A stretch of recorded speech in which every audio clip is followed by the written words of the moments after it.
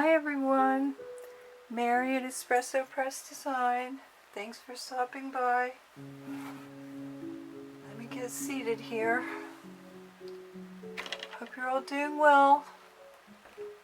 Today we're just going to do a little ephemera piece that I think is very pretty and fun. But first I'm going to update my progress on the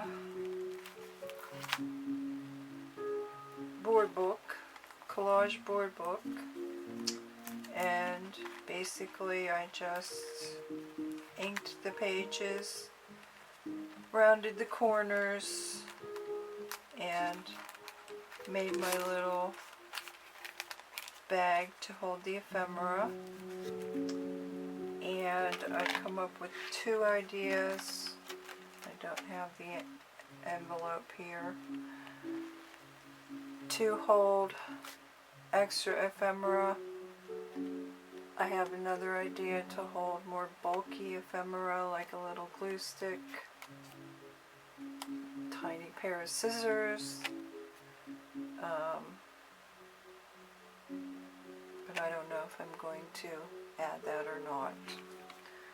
So that's where it is, and that's where it ended up. I don't know where this book will end up, but it was a lot of fun, and you know, maybe it will just remain as an idea book. So I hope I remember to push record if I run out of time. And today's little project is little paper fans, and I think they're so cute. I've had this in my ephemera box for a while, and since it's back to school week, today is actually the first day, I thought I would pull out my quick little projects to share instead of trying to think of something major. And this is one I've had for a while. So it's pretty self-explanatory, but I'm going to quickly show you how to make it. And this is, these were made from some scraps from my newest paper, which is called Love Letters. That's one of the pages in it. And hopefully the next product will be finished this week, which will be the 10-sheet scrapbook type papers. But two of the products are finished. And that's the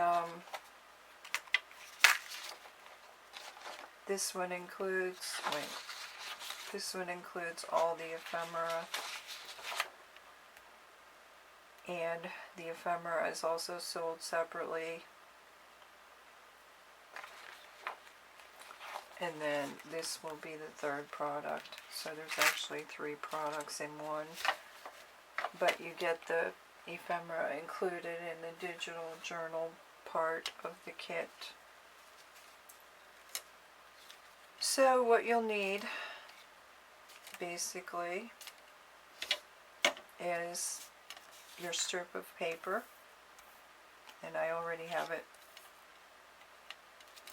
cut into strips, or my first one, this is just on book page back, this is cardstock. My first little prototype here, how I created that was, it began as a scrap project, and I just glued little strips along a book page, evened it out. It has to be about 2.5, 3 inches wide, and as long as how many strips you'll need, which is about somewhere between 7 and 9 little strips. The strips are 1/2 inch. You'll need some decorative scissors, some string. Did you see that? Sorry. Some brads. And actually no glue for this project. So first of all, I forgot to, this is important, after you cut off your strip, do your decorative scissors edge before you get to this stage, which is what I forgot to do.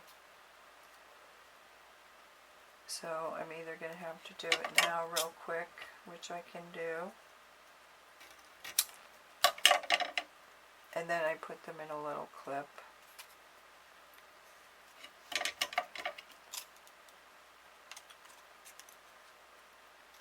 And then I'll show you the next part in a minute.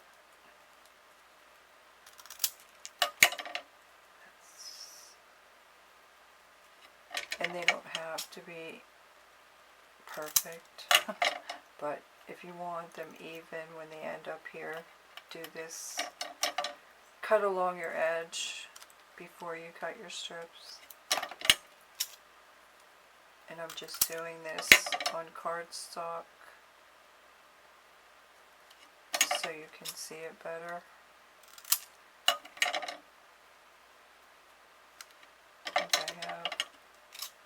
I think I have 9 little strips in this one.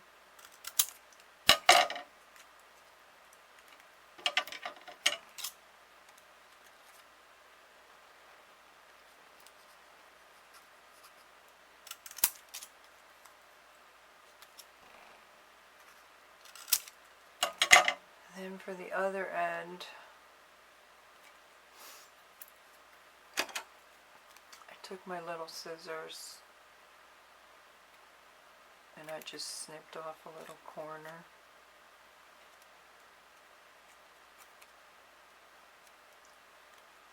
Because I thought that looked better. Like that. But I'm not going to do that. Okay, so that's step 1. Let's prepare your little strips. Oh, you'll need an awl or something. And I have 2.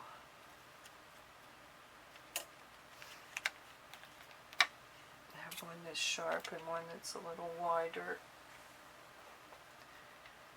And you're going to go down about, I don't know, 1/4 to 1/2 inch. Oh no, oh no.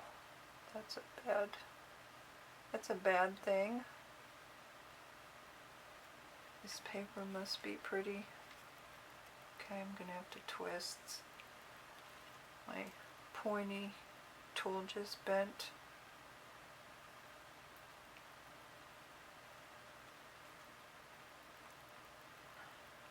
There we go. I usually use the sharpest one first, and then go back in with the widest one. And go through each side.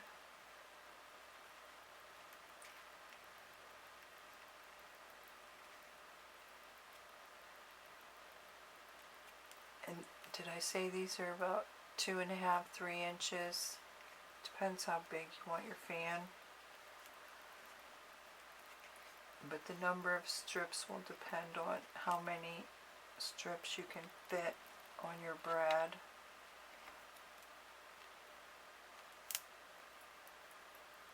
And I generally found it was about 7 to 9, depending on the thickness of the paper.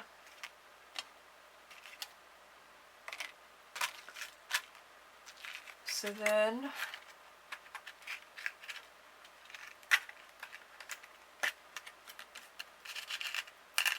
just insert your brad. Get your little piece of string.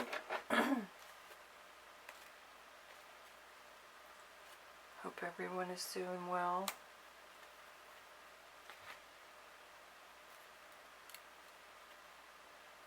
Very quiet around here. Today's first day of back to school.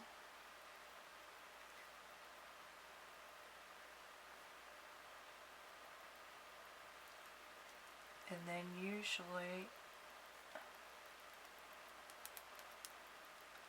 what I did to make sure both sides of the bread go through the hole. But usually what I did is I found the center,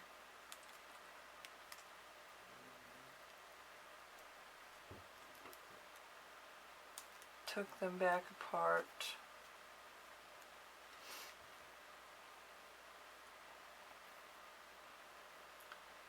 make a starter loop in my string, starter tie,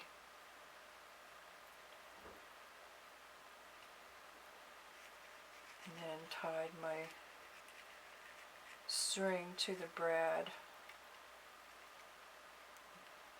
when it was inside, because, you know,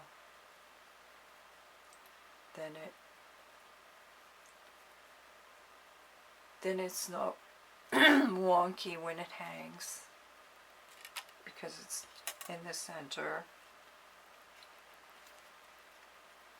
or dangles, I should say.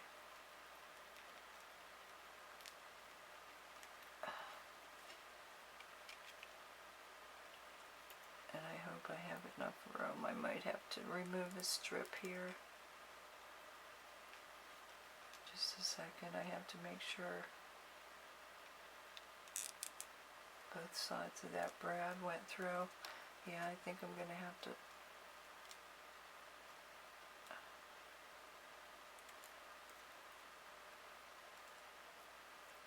oh no, they're both, well, they're there so far.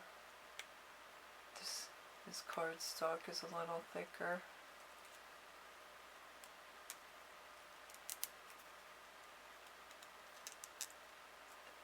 So I have to,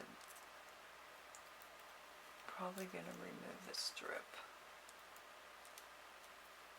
Just due to the fact it's, oh no, you're not the whole way through, that's why. Okay, now I have enough room. And both ends of the brad are there. Come on.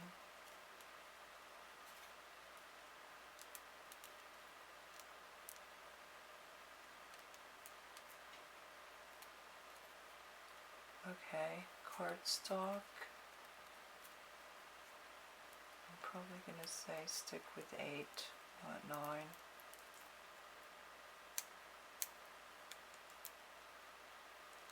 So it's cutting it a little close. So I'm going to remove one.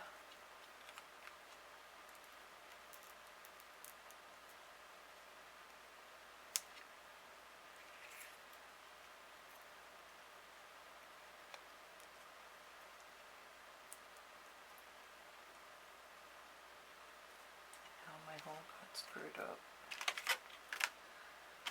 Let me poke that again.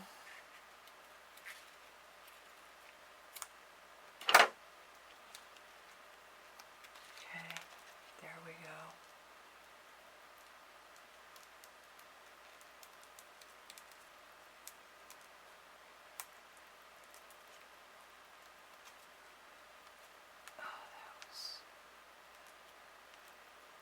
Tiny. Okay, it's a little fiddly, but not as fiddly as my other one, my next project, maybe. Okay, so now that's kind of all uneven because I cut it and I forgot to put my flour, but the flour goes on before the bread. And it just gets a hole in the center too. Much time. I suppose I could take that apart and put the flour on, but I'm pretty sure you get the drift. And then I make another knot.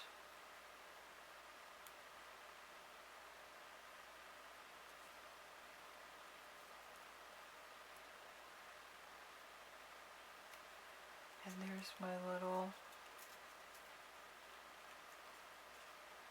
and of course if you want the fan to always stay open, you could glue those together. And this one's a little long proportionally for a fan, but for demonstration it's fine. And see, it would be a lot better, and you can use any decorative scissor at the end. I used the zigzag. I used the curved one. These could be all different colors. You could use a silk flower on here. You can find them everywhere. They always have a little hole. You could put some lace. You could put little beads on the tip of your fan. You could put some little beads on the string. They're so pretty, I think. And the idea just came from a quilt block photo on Pinterest, and when I wrote the blog piece, I related that I had, when I was a teenager, I had a necklace that opened like this, and that's where I got the idea to translate that photo into a little piece of ephemera. And I think they're so pretty, especially if you were doing a Victorian journal. And there's your little interactive piece. So I'm sure it's, I'm sure everyone will figure this out in short order and how they would like to create their own. But I thought it was just a pretty simple little piece of ephemera.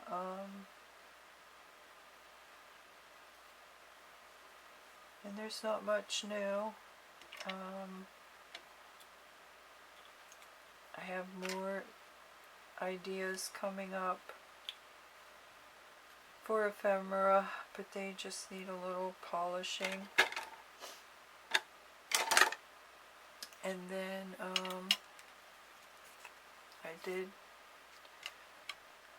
did get my 2 huge books to begin my next journal projects, and I have to deconstruct them.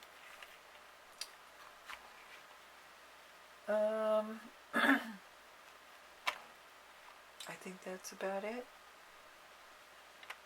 Unless I did want to,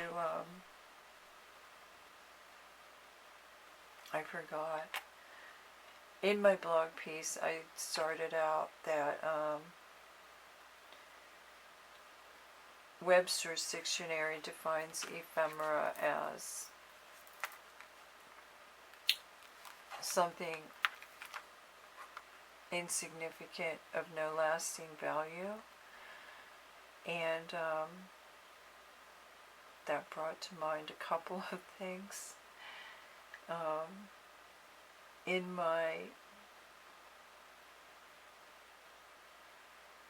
most of my papers, I always try to include historical, significant things from history or whatever, in addition to trying to bring back art of the past and give it a new life. And some of my texts, I often use Longfellow, not just because what he wrote was beautiful, but I admired his handwriting, and that's part of Longfellow, from Longfellow's original notebook.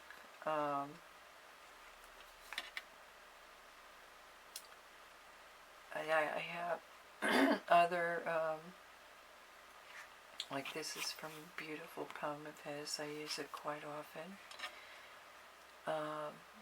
An interesting thing about Longfellow, his second wife basically died from a crafting accident. Maybe I shouldn't tell that story, but she was melting candle wax to seal an envelope that held a lock of her child's hair, and the wax, or I think it may be a breeze or something, caused the candle to, and the wax to catch her clothes on fire, and she ran to another room to protect the children, and he wasn't able to put out the fire in time to save her from her injuries, and I believe she died shortly after. So there's always a piece of that in my books, and in my most of my papers. And this newest one has authentic text from diaries. I believe it was a socialite in the 1800s. And I always try to include a little piece of, I realize that they are just digitals, but I always try to include authentic pieces of history in them. And I forgot to mention that last time. What a surprise. I also never found my red flower that I wanted to demonstrate this, but I forgot to say that last time. I thought it was something you might find interesting. And so I don't necessarily think that ephemera has no lasting significance, because everyone loves vintage ephemera, and people seek it out to create their own little projects, and so do I. So I hope you enjoyed this little project. One other thing, I started a new inspiration that's basically on my Facebook page, and I don't have time to start a group. I decided that's really not for me. I kind of know ahead of time the amount of work that involves, and I still want to make my page inspirational and a place where people can come and share things. So I created what I do when I begin almost every project, and that's either gather inspiration photos, or when I'm designing I usually create a mood board, and that helps me stay on track, and it just gives me inspiration, color inspiration, texture, or whatever. So I thought I would just create some mood boards, and if they inspire you, I will have them pinned at the top of my Facebook pages. I have 2, and in addition, I will add a free PDF paper sample. In this week's mood board, I included these ATC cards, and I'll be posting my little take on the mood board as soon as I can. So thanks for stopping by, everyone. I hope you enjoy this little ephemera project, and make some pretty little fans of your own. Have a great day. Thanks for stopping by.